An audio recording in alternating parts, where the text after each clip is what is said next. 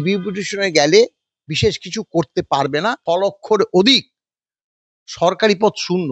আচ্ছা বলুন তো, সরকারি পদ যদি শূন্য হয় সেক্ষেত্রে বেতন দিতে হয় না, পেনশন দিতে হয় না, কোনো ভাতা দিতে হয় না, সেই টাকাগুলো কোথায়? তো যদি কন্টেম হয়, সর্বোচ্চ আদালত যদি মনে করে চিফ সেক্রেটারি এবং ফিনান্স সেক্রেটারিকে, আমরা মনে করছি আমাদের যে মামলা, সেই মামলাতে এবার যদি না নির্দেশ না মানে, তাহলে কিন্তু মারাত্মক কঠোর শাস্তি। কিন্তু দেখুন, রিভিউ পিটিশনে যাবে কি যাবে না সেটা রাজ্য সরকার জানে। তবে আমাদের যে আইনজীবী বলেছে যে রিভিউ পিটিশনে গেলে বিশেষ কিছু করতে পারবে না।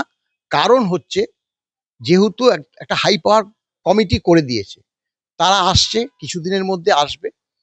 এখন ঘটনাটা হলো 31শে মার্চের মধ্যে 25 না, 31শে মার্চের মধ্যে 25 প্লাস আর এক কিস্তি 5ই মার্চের মধ্যে 25% দিয়ে রাজ্য সরকারকে মিটিয়ে দিতে হবে। এটার সঙ্গে এই 25% নিয়ে কিন্তু এই যে হাইপার কমিটি কোনো কথা বলবে না। তারা 6 তারিখে তাদের সঙ্গে বসে তারা কতটা কি দিতে পারবে, কটা কটা ইনস্টলমেন্টে দেবে, সেই বার্তাটা প্রকাশ্যে আনতে হবে। এবং তা 6 তারিখে আমরা কিন্তু জানতে পারবো যে ফার্স্ট কিস্তি এত শতাংশ দিচ্ছে। 25%-এর পরে ফার্স্ট কিস্তি 10ও দিতে পারে, 25ও দিতে পারে, আবার একবারে 75ও দিয়ে দিতে পারে রাজ্য সরকারের কাছে। আর এই যে টাকা নেই, টাকা নেই, টাকা নেই, এটা দেখুন, এই কথাটা কিন্তু ট্রাইব্যুনালে বলেছিল, উচ্চ আদালতে বলেছিল, সুপ্রিম কোর্টেও বলেছিল। কিন্তু তাদের এই টাকা নেই কথাটা ধর্তব্যের মধ্যেই কোনো আদালত স্থান দেয়নি। কারণ না দেওয়ার একটা কারণও আছে। আমরা দেখিয়ে দিয়েছি আরটিআই করা যে বর্তমানে খোদ রাজ্য সরকারি কর্মচারী, যখন আমরা মামলা করেছিলাম 6.5 লক্ষ 16 সালে, এখন প্রায় সেটা 6 লক্ষর অধিক সরকারি পদ শূন্য। আচ্ছা বলুন তো, সরকারি পদ যদি শূন্য হয় সেক্ষেত্রে বেতন দিতে হয় না, পেনশন দিতে হয় না, কোনো ভাতা দিতে হয় না, সেই টাকাগুলো কোথায়? সেই টাকাগুলো তো রাজ্য সরকার তার নিজ তহবিলে ঢুকিয়ে রাখছে। এবং সেই টাকা দিয়েই তিনি লক্ষ্মী ভান্ডার বলুন, খেলা মেলা বলুন, সম্প্রতি এই যে বেকার ভাতা, এইসবগুলো করছে ডোল রাজনীতি। এই ডোল রাজনীতি অর্থাৎ তিনি, তার মূল উদ্দেশ্য হচ্ছে ক্ষমতা দখল। তাহলে একটা সরকারের যদি পরবর্তীকালে মানে ক্ষমতা দখলটাই যদি উদ্দেশ্য হয়, তাহলে সেক্ষেত্রে কর্মচারী বলুন, মানে চাকরি প্রার্থী বলুন, তাদের দিকে ধ্যান দেওয়ার কোনো ইচ্ছাই সরকার করবে না। কি করবে? সাধারণ মানুষকে টাকা বিলোবে, সেই বিলোর টাকা দিয়ে ভোট কিনবে। এই ধরনের সরকার, মানে আমরা তো আর ভিন রাজ্যে গিয়ে দেখবো না, যতটুকু খবর পাই এই ধরনের নোংরা সরকার কিন্তু আমরা লক্ষ্য করি। আমি একটা প্রশ্ন আপনার কাছে করব, যেমনটা আপনি বললেন, আপনার কথা থেকে একটি বিষয় তো খুব মানে স্পষ্টতই একটা ধারণা পাওয়া যাচ্ছে। আপনি বললেন যে প্রথমে 25% কিস্তি এবং তার পরের কিস্তিটা 10% হারে দেওয়া হবে, না 25% হারে দেওয়া হবে, সেটা আপনারা নিশ্চিত নয়। তাহলে আপনি কি এটা নিশ্চিত যে 31 তারিখের মধ্যে রাজ্য সরকার 25% কিস্তি দিয়ে দেবে? দেখুন, দিতেই হবে। যদি না দেয় তাহলে কিন্তু আদালত অবমাননা। এটা কিন্তু দেখুন, একটা কথা কি, সুপ্রিম কোর্টে যে এসএলপি দায়ের করেছে, এসএলপি খারিজ হয়েছে। এমএ দায়ের করেছে, পরবর্তীকালে এমএ করেছে, এমএও কিন্তু মানে হয়ে গেছে, রিজেক্ট হয়ে গেছে। এখন কিন্তু কন্টেম্প পিটিশনটা রয়েছে, অ্যাপিল মামলা হিসেবে রয়েছে। এখন ঘটনাটা হচ্ছে, রাজ্য সরকার যদি মানে ধরুন না দেয়, অর্থাৎ এই যে হাই পাওয়ার কমিটির কথা যদি না শোনে, না গুরুত্ব দেয়, তাহলে কিন্তু সুমোটোই কিন্তু সুপ্রিম কোর্ট এই মামলা কিন্তু খুলতে পারে। আমরা তো নিশ্চয়ই পিটিশন করব, দিতে এবার হবে। যে ধরনের, যেভাবে টাইম বাউন্ড করে দিয়েছে, হ্যাঁ, যদি আমরা মনে করতাম, ঠিক আছে, আমরা তো সেটাও ভেবেছিলাম যে উচ্চ আদালত মাননীয় হরিশ ট্যান্ডনের বেঞ্চ বলেছিল রাজ্য সরকারকে 3 মাসের মধ্যে এই বকেয়া দিয়ে মিটিয়ে দিতে হবে। 3 মাস হয়ে যাওয়ার পর তিনি সুপ্রিম কোর্টে চলে গেছে। কেন এগুলো তো আমরা বলেছি, আমাদের আইনজীবীরা বলেছে যে ট্রাইব্যুনাল এইভাবে রায় দিয়েছে, তাকে উপেক্ষা করেছে, উচ্চ আদালত এইভাবে রায় দিয়েছে, তাকে উপেক্ষা করেছে, এইসবগুলো তো শুনেছে। এবং সর্বোচ্চ আদালত তাদের কাছে বেশ কিছু প্রশ্ন করেছে, তার কিন্তু সদুত্তর পায়নি। এই যে কন্টেম্প আমরা করেছিলাম যে প্রথম বলেছিল 50% আপনারা সকলেই জানেন 50% মহার্ঘ ভাতা দিতে হবে, তারপরে আপনাদের মামলা শুনবো। তখন বললো মাজা ভেঙে যাবে। তখন মাননীয় অভিষেক মনু সিংভিকে বললো ঠিক আছে আপনারা 25% দিন, 6 সপ্তাহের মধ্যে দিন। এত ঔদ্ধত্য মানে এই সরকারের, যে এই যে 6 সপ্তাহের মধ্যে কোনো ডিএর কোনো উচ্চবাচ্য করলো না, একটা এমএ ফাইল করে বসে রইলো। তখন আমাদের তো আইনজীবী বলেছে কন্টেম্প যেহেতু, তখন বললো যে আপনারা আমাদের বলে দেওয়ার পরেও, আমাদের অর্ডার করার পরে আপনারা 25% দেননি। তখন বলছে আমরা যেহেতু মামলা শেষ হয়নি, তাই আমরা কর্মচারীদের যদি ডিএর টাকাটা দিয়ে দিই, আমরা যদি মামলা জিতি তাহলে সেই টাকাটা ফেরত পাবো না। তখন আদালত বলছে যে আপনারা আপনাদের কর্মচারীদের বিশ্বাস করেন না, অর্থাৎ 25% বিশ্বাস করেন না। তারপরে বলছে যে ঠিক আছে আমরা এই টাকাটা সর্বোচ্চ আদালতের কাছে জমা রাখছি। বুঝলেন তো, এই যে জমা রাখছি মানে টাকা আছে। তোমরা তো পরিষ্কার বলেছো যে আমরা 25% যে ডিএর টাকাটা আদালতের কাছে মানে সর্বোচ্চ আদালতের কাছে জমা রাখছি। সেই কারণেই কিন্তু ইমিডিয়েট এফেক্ট ওই 25% ডিএর কথাটা বলে দিচ্ছে, ওই কন্টেমের যে 25% ইমিডিয়েট। আর এই ইমিডিয়েট এই কন্টেম নিয়ে তাই এই হাই পাওয়ার কমিটি কথা বলবে না, কারণ এই কন্টেমের সঙ্গে তো কোনো নেই। কারণ কন্টেমটা তো আমরা আগে করেছি 25%। সেই কারণে 5ই মার্চ, বেশি দিন আর নেই, আমরা তাকিয়ে আছি কবে আসে না আসে আমরা জানতে পারবো। অতএব 5ই মার্চের মধ্যে দিতে হবে, কারণ ওখানে পরিষ্কার বলা আছে যে কমিটি সুপ্রিম কোর্ট করে দিয়েছে তারা 6 তারিখ, ওই 6 তারিখ রাজ্য সরকার এই কমিটির কাছে বলবে কিস্তিতে বাকি 75% মেটাবে। বুঝতে পেরেছেন তো, এবং তার প্রথম কিস্তি কত শতাংশ হবে ওটাই কিন্তু 6 তারিখ আমরা জানতে পারবো। একদমই। আমি আপনার কাছে একটি বিষয় জানতে চাইবো মলয়দা, সেটা হচ্ছে আর্থিক অক্ষমতা কি আদালতে একটা গ্রহণযোগ্য যুক্তি হতে পারে? অতীতে কি এমন নজির আছে? দেখুন ব্যাপারটা হলো, যদি যুক্তিযুক্ত হয় তাহলে তো নিশ্চয়ই, কিন্তু যারা মামলাকারী তারা তো দেখিয়ে দিচ্ছে। আমরা যখন মামলাটা দায়ের করি তখন বামফ্রন্ট সরকার চলে যাওয়ার পর 12-13 সাল থেকে 16-17 সাল পর্যন্ত এই যে 6 বছর আমরা আমাদের বেতন পেনশনের যে টাকা বরাদ্দ হয় বাজেটে, সেই বরাদ্দের টাকা প্রত্যেক মাসে তো ব্যয় হয়, হতে হতে দেখা যায় একদম বছর শেষে পুরো টাকাটা ব্যয় করছে না। এইভাবে আমরা দেখেছি 6 বছরে 15,000 কোটি টাকা সরকার একদম আমাদের টাকাটা মেরে দিয়েছে। 6 বছরে 15,000 কোটি টাকা মেরে দিয়েছে। এই যে 10,400 কোটি টাকা খরচা হবে, এটা তো আমাদের এর আগে 12-13 থেকে 16-17 সেখানেই তো এই টাকাটা আমাদের মেরে দিয়েছে। সেই টাকা তো সরকার কোথায় গেল, কি করলো? অতএব ডিএটা দিতেই হবে। সরকারের কোনো আর্থিক মানে অসচ্ছলতা নেই। সরকার এই টাকাটা ভোটে জেতার জন্য খরচ করছে, পরিষ্কার ব্যাপার। আমি মলয়দা একটা প্রশ্ন করবো আপনার কাছে। আহ রাজ্যের মুখ্য সচিব নন্দিনী চক্রবর্তী এবং অর্থ সচিব প্রভাত কুমার মিশ্রকে আদালত অবমাননার নোটিশ ইতিমধ্যেই পাঠিয়েছেন আপনারা ডিএ মামলাকারীরা।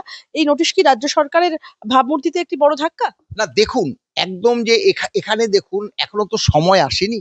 আমরা কি করেছি, আমরা এই যে অর্ডারের পরিপ্রেক্ষিতে যে বলেছে ইমিডিয়েট এফেক্ট, তাহলে ইমিডিয়েট এফেক্ট 5 তারিখ অর্ডারটা বেরিয়েছে, আমরা তো 5 তারিখ চাইবো না। তাহলে আমাদের মস্তিষ্ক সুস্থ আছে কিনা সেটা নিয়ে প্রশ্ন উঠবে। ইমিডিয়েট এফেক্ট হলে পরদিনও চাইবো না, কিন্তু 2 দিন কেটে যাওয়ার পর রাজ্য সরকার তো একটা নোটিফিকেশন দিয়ে জানাবে যে হ্যাঁ আমরা যেটা সর্বোচ্চ আদালত যে রায়টা দিয়েছে আমরা সেটা নিয়ে চিন্তা ভাবনা করছি, আমরা ওই ডিউ ডেটে যেটা দিতে বলেছে সেটা মিটিয়ে দেওয়ার চেষ্টা চালাচ্ছি। এই কথাটা তো বলতে পারতো, বলেনি। এখন তারা হাত গুটিয়ে বসে আছে, তাহলে সেই কারণে আমরা তাদেরকে মানে স্মরণে রাখার জন্য বলে দিয়েছি যে এই যে নোটিশ দেওয়া হলো বাই নেমে, আপনারা যদি ওই 5 তারিখ যে লাস্ট, ওইটাও ডেডলাইন না, তারা মানতে পারে তখন কমিটি তাদেরকে মানে কিছু বলবে না, কারণ 6 তারিখ তাদের সঙ্গে কথা হবে। ওই যে ওই 5 তারিখের মধ্যে যদি আপনারা এই 25% না দেন তাহলে কিন্তু এই যে নোটিশটাই কিন্তু কন্টেম হিসাবে পিটিশন দাখিল করবো আমরা সর্বোচ্চ আদালতে। এই বলবো একটা আলটিমেটাম দিয়েছে। আপনি একদম রাজ্য সরকারকে একদম চোখে চোখে বা চাপে রাখবেন। চাপে তো আমরা রাখছি, তো চাপে তো রাখতেই হবে, এবং চাপে শুধু না, যেভাবে কর্মচারী সমাজ মানে একদম সোশ্যাল মিডিয়া ভরে দিচ্ছে ডিএ নিয়ে, যারা আজকে এই ক্ষমতায় আসার পর থেকে যেভাবে ডিপ্রাইভ হয়েছে সামগ্রিকভাবে কর্মচারী সমাজ, এখন সবাই সরকারকে চাপে রাখছে, সরকারকে ডিএ দিতেই হবে, দিতেই হবে, দিতেই হবে। আমি বলবো আর্থিক অক্ষমতা এই বিষয়টি আপনিও একটু আগে উল্লেখ করলেন এবং আদালতে এর আগে উল্লেখিত হয়েছে। এই আর্থিক অক্ষমতা কি আদালতে গ্রহণযোগ্য যুক্তি হতে পারে? অতীতে এমন নজির আর রয়েছে? হয়নি তো, আমাদের ক্ষেত্রে হয়নি। অতীতে কারটা হয়েছে কি হয়েছে জানি না, কারণ আমাদের তো বহু মামলা হয়েছে। মূলত যে বিষয়টা আমি বলছিলাম, আপনিও আলোচনা করছিলেন যে আ এই যে আর্থিক অক্ষমতা এই বিষয়টি কি গ্রহণযোগ্য হবে? অতীতে কি এর নজির রয়েছে? আর্থিক অক্ষমতা হবে কেন? আমরা খোদ রাজ্য সরকারি কর্মচারী, বাস্তবটা বুঝতে হবে। আমাদের যে ওই রোপা 2009 বলুন, 2019 বলুন, যে বার্তাগুলো লেখা থাকে, তার জন্য তো বাজেট প্রভিশন রাখতে হয় সরকারি কর্মচারীদের, যে এত টাকা বেতন পেনশনে দিতে হবে, এত টাকা মর্গ ভাতার জন্য দিতে হবে, এত টাকা এইচআরএম হাউস রেন্ট অ্যালাউন্সের জন্য দিতে হবে, বিভিন্ন বাজেট সংস্থান তো করা হয়। তাহলে সেখান থেকে যখন সরকারি কর্মচারীদের দেওয়া হবে, তাহলে সেখানে আর্থিক মানে অসচ্ছলতা হবে কেন? কিন্তু সরকার তো সেটা করে না, সরকার তো আমাদের টাকাগুলো অন্য খাতে ব্যয় করে, যার জন্য লেজে গোবরে হয়ে যায়। এবং সেই কারণেই তো এটা তো যুক্তিযুক্ত ব্যাপার, সেই কারণে তো ট্রাইব্যুনাল এই অর্থনৈতিক যে তাদের দুর্বলতা তাকে গ্রাহ্য করেনি, উচ্চ আদালতও করেনি, সর্বোচ্চ আদালত তো করেইনি। এই উচ্চ আদালতে যখন মাননীয় হরিশ ট্যান্ডন এবং রবীন্দ্রনাথ সামন্তের বেঞ্চ বলে দিয়েছিল যে 3 মাসের মধ্যে ডিএটা মিটিয়ে দিতে হবে, 3 মাস হাত গুটিয়ে বসেছিল।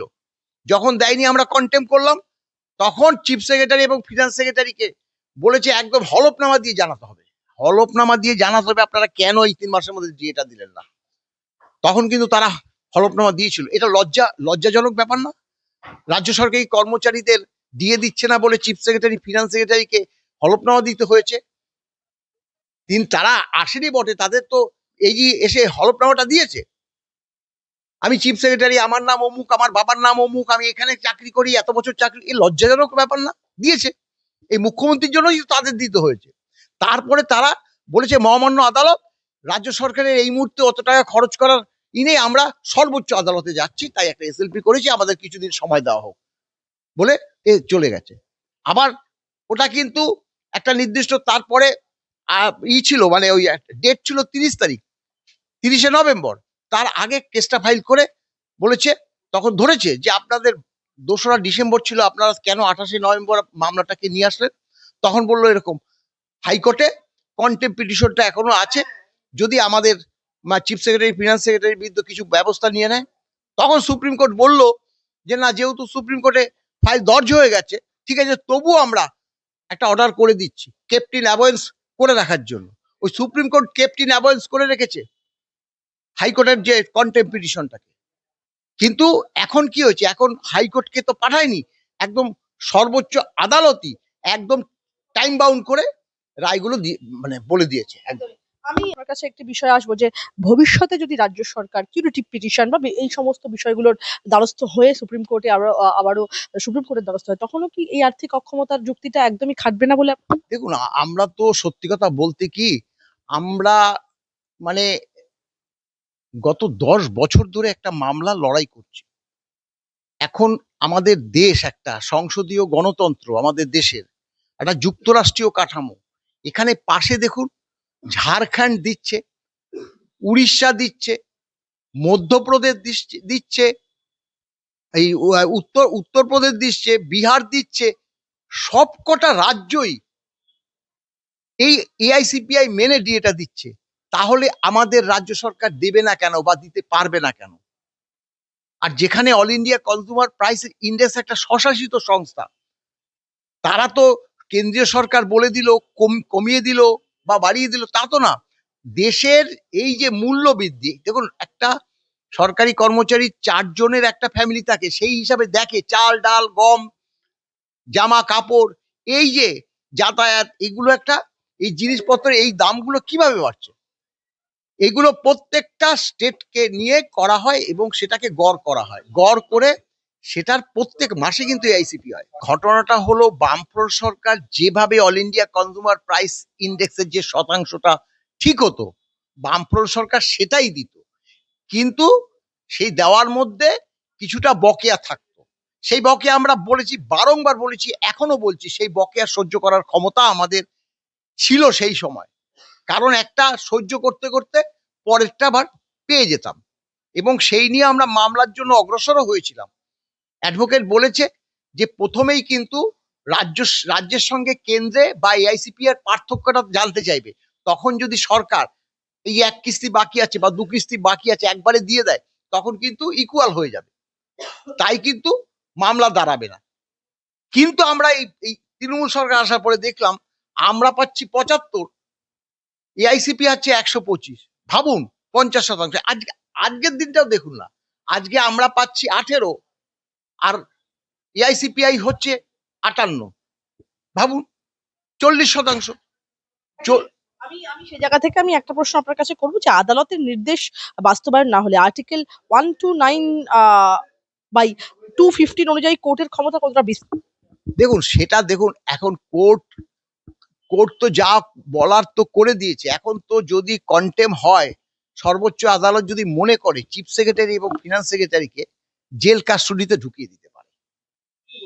একদম বলছি, একদম বলছি, একদম বলছি, সর্বোচ্চ আদালতের নির্দেশ যদি একটা রাজ্যের প্রশাসন না মানে, তাহলে দেশের গণতন্ত্রটা ভেঙে পড়ে, সংবিধানটা ভেঙে পড়ে। আমরা কেন গিয়েছি তাহলে? কারি কারি টাকা খরচ করে সর্বোচ্চ আদালত কেন দৌড়ে গেছি? কারি কারি টাকা খরচ করে কেন ট্রাইব্যুনালে আমরা মামলা লড়েছি? কেন উচ্চ আদালতে মামলা লড়েছি? তাহলে এগুলো থাকার দরকার কি ছিল?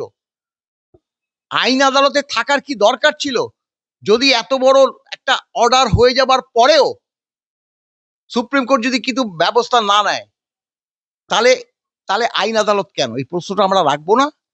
অবশ্যই রাখবো। আমি বলবো মলয়দা, এই আদেশ অমান্য হলে কি আদালত কন্টেম্প্ট অফ কোর্ট নোটিশ দিতে পারে এবং মুখ্যমন্ত্রী সহ বাকি আধিকারিকরা কি বিপদে পড়তে পারে? দেখুন, মুখ্যমন্ত্রীকে কি করতে পারে কি আমি জানি না, কিন্তু আমরা তো মুখ্যমন্ত্রী আমাদের দিয়ে দিতে হবে সের জন্য তো আমরা মামলা করিনি। আমরা তো মামলার পার্টি করেছি চিফ সেক্রেটারিকে, গভর্নমেন্ট অফ ওয়েস্ট বেঙ্গলকে। আমরা তো আমাদের মামলাটা তো government of West Bengal versus confederation of state government. কিন্তু নির্দেশটা তো মুখ্যমন্ত্রীকে দেয়, সেই নির্দেশ পালন করবে কি করবে না চিফ সেক্রেটারি বলবে, ফিনান্স সেক্রেটারি বলবে।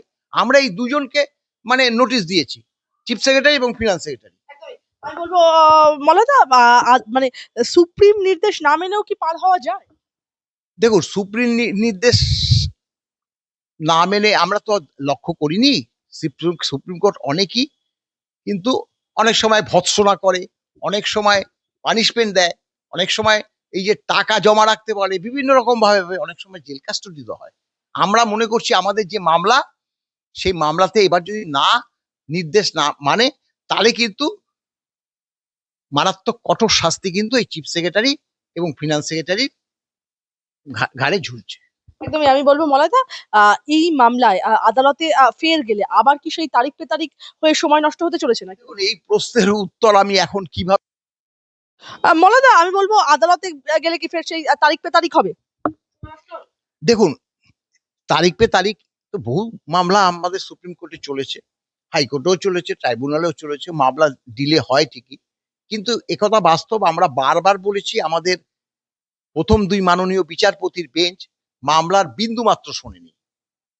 সেটাতে কিন্তু আমরা অভিযোগ জানিয়েছি, না লিখিত জানাইনি, কিন্তু আমরা আমাদের বক্তব্যর মাধ্যমে এই যে দুই মানে সুপ্রিম কোর্টের যে আমাদের প্রচুর দেরি হয়েছে সেটা বলেছি। কিন্তু পরবর্তী আমাদের যে রায়দান করেছে মাননীয় সঞ্জয় কারোল এবং মাননীয় পি কে মিশ্রের বেঞ্চ, তারা কিন্তু একটা মানে মামলাটা নেওয়ার পরেই বলেছিল আমরা ডিএ মামলা শুনবো।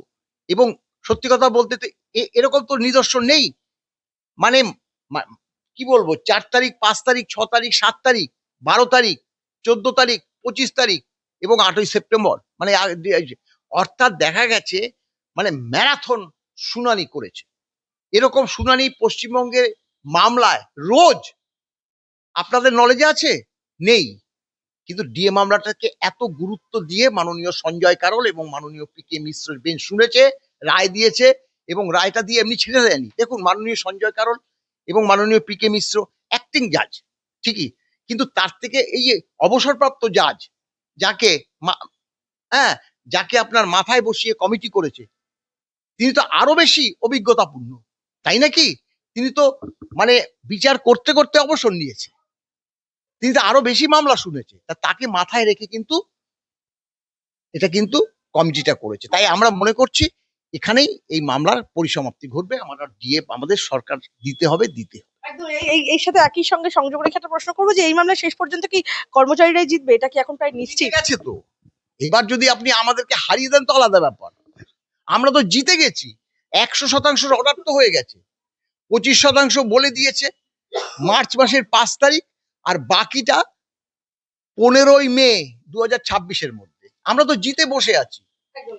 আমি শেষ দুটো প্রশ্ন আপনার কাছে রাখবো, সেটা হচ্ছে মলয়দা, আমরা দেখলাম যে আপনারা রাজ্য সরকারি কর্মচারী এবং রাজ্য সরকারি কর্মচারী এই ডিএ নিয়ে যে পরিমাণ আপনাদেরকে দপ্তর, নিজেদের কর্মের দপ্তর এবং আদালত কাছারি করতে হলো, এ রাজ্যে আমরা দেখতে পাচ্ছি যে যুবসাথী প্রকল্পের কথা, বেকার ভাতা ঘোষণার কথা যেই রাজ্য সরকার ঘোষণা করলো, সঙ্গে সঙ্গে কেউ মাস্টার্স ডিগ্রিতে মলয়দা ফার্স্ট ক্লাস, কেউ মাস্টার্স ডিগ্রিতে ফার্স্ট ক্লাস, কেউ চার্টার্ড অ্যাকাউন্টেন্সি নিয়ে পড়াশোনা করেছেন, বেকার ভাতার লাইনে এরা, অন্যদিকে বিটেক পাশ করেও চাকরি পাননি, একদম 1,500 টাকার ভাতার ফর্ম নিতে এসে কেঁদে ফেললেন মা। দেখুন বেকারত্বের জ্বালা যে কি জ্বালা, আমিও যে ভুগিনি তা না। এই যে রাজ্য সরকার 12 সালে, মানে 11 সালের শেষের দিকে ক্ষমতায় আসার পর 13 সালে এই যুবশ্রী, কন্যাশ্রীর সঙ্গে যুবশ্রী করেছিল, 16-17 লক্ষ ফর্ম ফিল আপ করে বসে আছে, কিছু হয়তো দিয়েছিল, তারপরে যে টোটালি স্টপ করে দিয়েছে। এই যুবশ্রী এখন যুবসাথী হয়েছে, এবং সত্যি কথা বলতে গিয়ে একটা ডিপ্রেশনে ভোগে। আমরা কি করতাম, বেকারত্ব থাকলে না সময়টা অতিবাহিত, যাতে খুব তাড়াতাড়ি অতিবাহিত হয়ে যায়, তার জন্য নয় খেলা দেখতে চলে যেতাম, সিনেমা দেখতে চলে যেতাম, এই করে করে সময়টা কেটেছি, মানে কাটিয়েছি। তারপরে যখন দেখেছি যে না, সেই সময় বামফ্রন্ট সরকার ছিল, তবুও ভাই বাবুকে পরীক্ষা দিয়ে ভাই বাবুকে কেটে যেত। এই পিএসসি নামক যে পরীক্ষাটা ছিল, সেটা যখন জানি যে এখানে ভাই বাবুকে আর নাই, আর অর্থাৎ ওরাল কোনো নেই, পরীক্ষা ভালো হলে চাকরি, তখন দিয়েছি। আমি একটু বেশি বয়সে চাকরি পেয়েছি। আমরা জানি যে বেকারত্বের জ্বালা কি এবং কতটা দুঃখজনক। হাইলি কোয়ালিফাইড তারা ওই 1,500 টাকা নেওয়ার জন্য বসে আছে।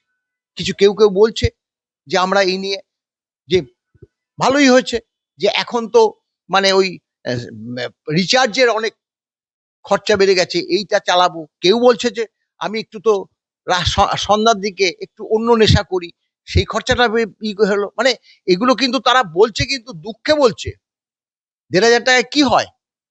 1,500 টাকায়, অর্থাৎ সরকার কিন্তু ভুল করলো। কারণ এই যে বেকারত্ব কত, তাও তো করবে না। একদিনে নাকি 6 লক্ষ 7 লক্ষ ফর্ম ফিল আপ করেছে, তাহলে 10 দিন করলে কত কত কোথায় চলে যায়। তারা কি ভেবেছে যে তাদের 1,500 টাকার লোভ দেখিয়ে তারা ভোট কিনবে? মূর্খের স্বর্গে স্বর্গে বাস করতে।